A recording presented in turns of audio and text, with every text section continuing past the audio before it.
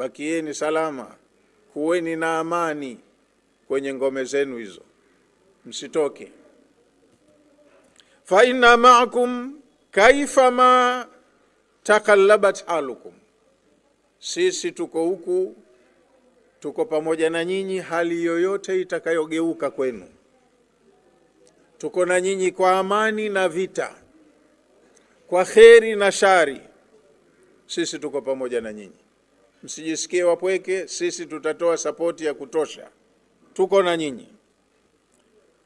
Wa innama ja'ala almunafiqina ikhwanahum liannahum kuffarun mithluhum, kauli ya Allah aliyoitumia kwenye aya hii ya kuwafanyia udugu baina ya wanafiki na makafiri watu wa kitabu, kwa sababu na wao ni makafiri kama wale makafiri.